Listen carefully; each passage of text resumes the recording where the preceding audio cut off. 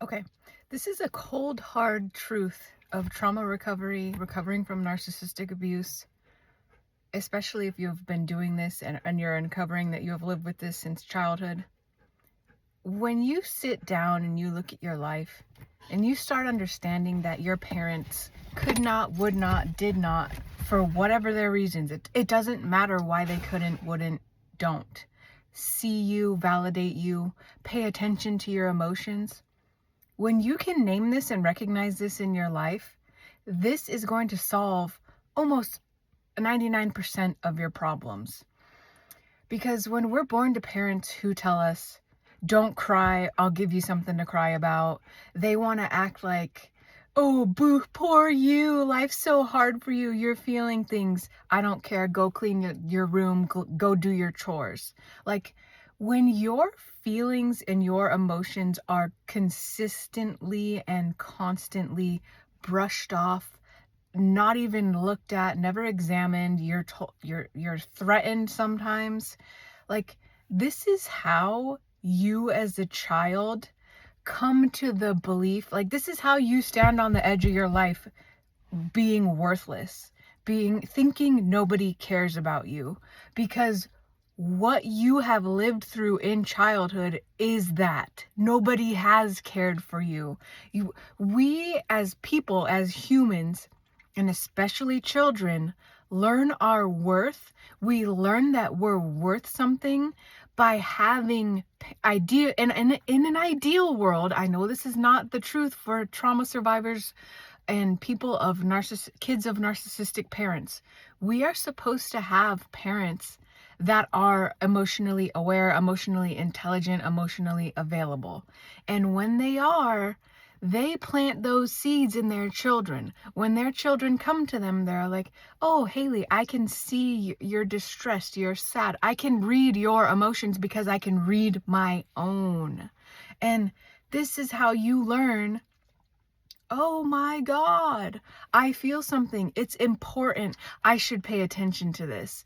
Instead of when we grow up with narcissists or any other dysfunctional type of person on the spectrum, whatever they are, when we're born to these kind of people, we learn we're not worth anything because they're not showing us, hey, how you feel is important. And when no one tells you, hey, how you feel is important, and you should be listening to those things, those little alarm bells, the little sensations in your body, this is what primes you for more and more and more of abuse, of neglect, of being worthless, of attracting more people that don't see you, that don't care about you. And you have to understand that now this is not to blame you, but you keep perpetuating, like we all do this. Every survivor has done this until you see it.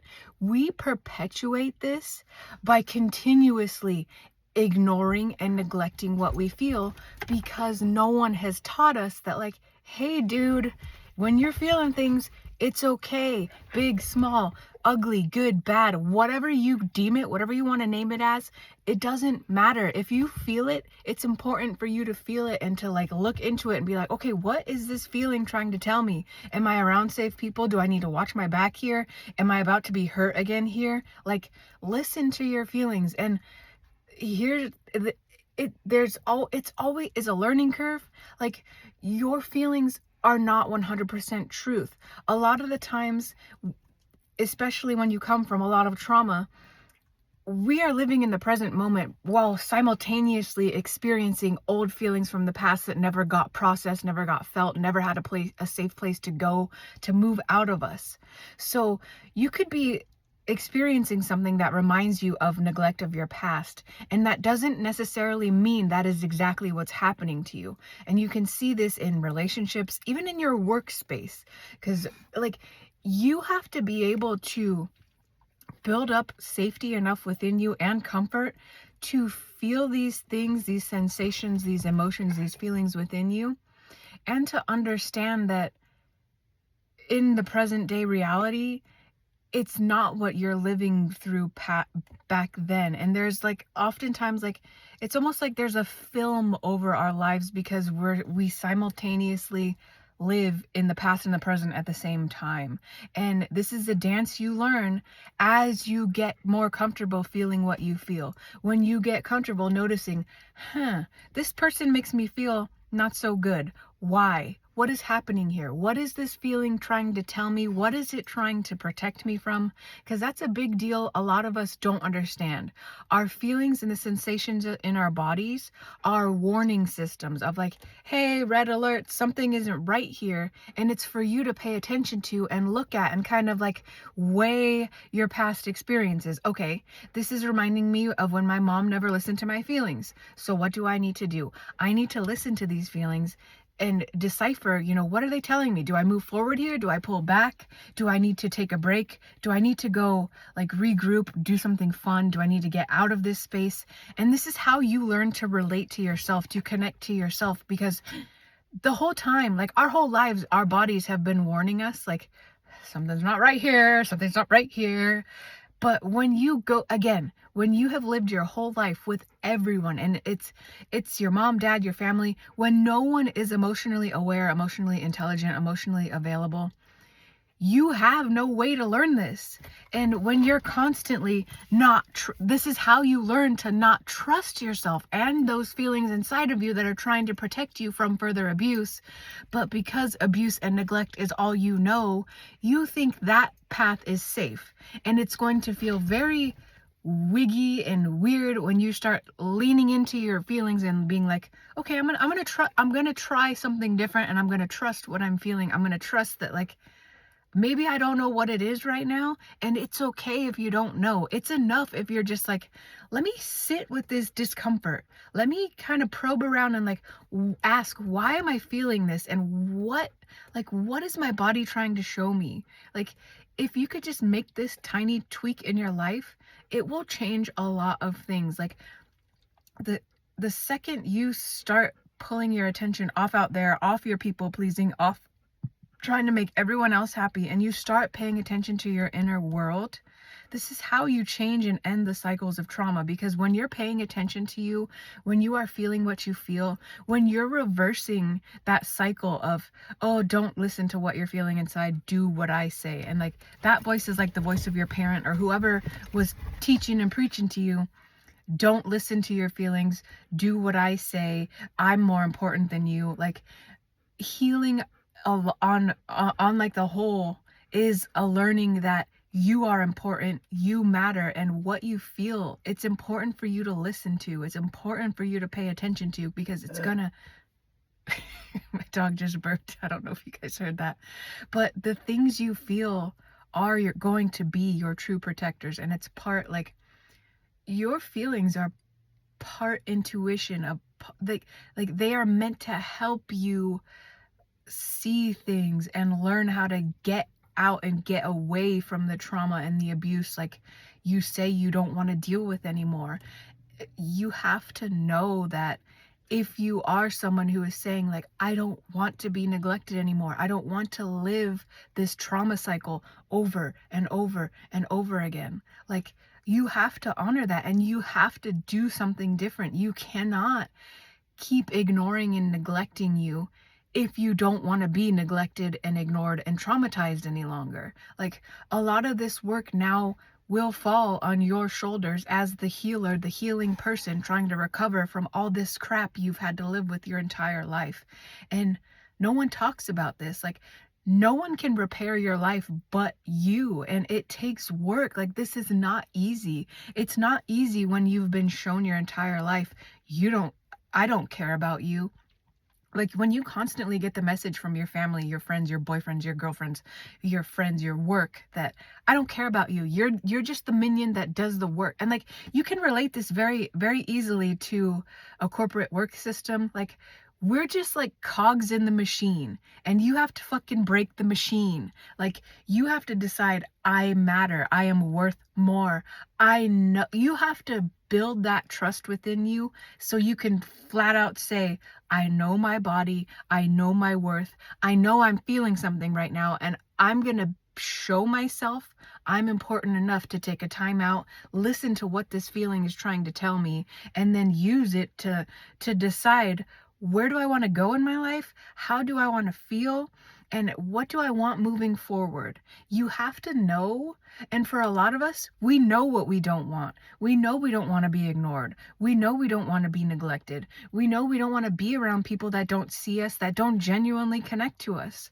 So you have to use that as well to help you live differently. When you come across the same type of people who have treated you exactly like your parents' exes, when you come across people who have treated you like your abusers, you have to step into your power and say no to these kinds of people. You have to remove yourself from those environments. And like, that's the only way. Like, you have to stop your savior complex. You have to stop that little part of you, the hurt child inside of you that thinks you're going to get mommy and daddy's love if you stick around, if you be a doormat enough, if you don't have any wants, needs, if you keep ignoring and invalidating yourself. It will never be enough for the abusive type person. You have to see that, you have to know that, and you have to understand that with every cell in your body. For people that don't see you, there is nothing you can do to make them see you because they don't see themselves.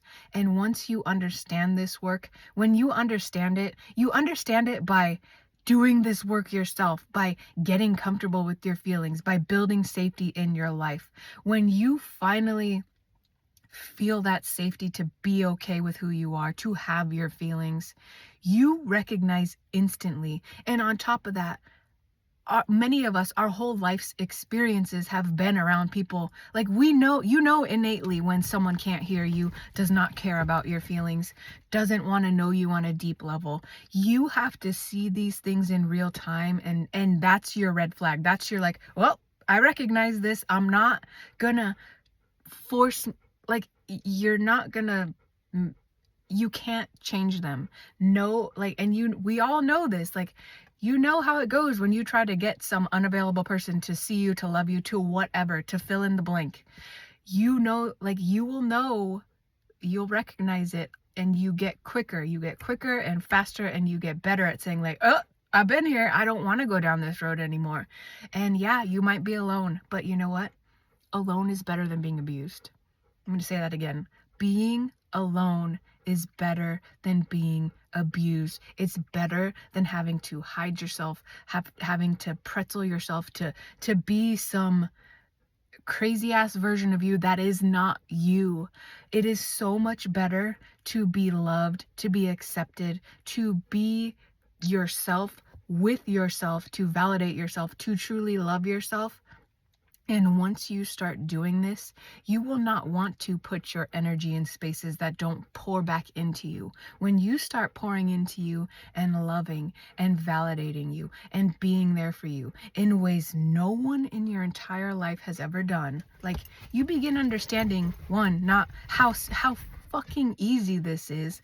And when you can do it yourself and you start running into people who do not do this to you, who give you that ew feeling, who, like, you will start noticing your body reacting to these kind of people, and you start trusting that. You start knowing, like, you're like, okay, I trust this. I trust my body. I trust myself. I know myself. I know where that road leads. And you remove yourself. This is how you protect yourself. And it is how you no longer allow yourself to be abused. And it starts with you. Like, you have to step up. You have to step into the role of the protector and the parent you've never had. And I have created a program for people like me. This is something I wish I had, because, like, nobody teaches you, nobody talks about the steps and the pathway to create this for yourself. This is what I have done inside of Unlocking Life After Trauma and Codependency. It is a laid out plan for you to follow, to help you build safety in your life, to start feeling your feelings, to start validating yourself, so you can build yourself up, build that trust, build your self-worth, build your self-esteem, so you become a powerful, capable, empowered woman who no longer puts up with abuse. Like, you can do this. I have done this. I've taught many women how to do this through my process laid out inside of Unlocking Life. And if you're curious about more information, the link is in the description. And I also offer one-on-one coaching for this if you're interested in more one-on-one, very personal help through these issues, through learning how to love yourself, be kind to yourself, how to allow your feelings, how to get comfortable with your feelings. And I also offer breathwork coaching. Breathwork is the number one thing that has helped me get to where I am today. Your breath is the most powerful tool you have to build safety, to build connection to yourself, and to help yourself move through all the traumas and all the junk you have faced in your life. All right, guys, I hope this helps. I love you. Have a wonderful day and happy November. Bye.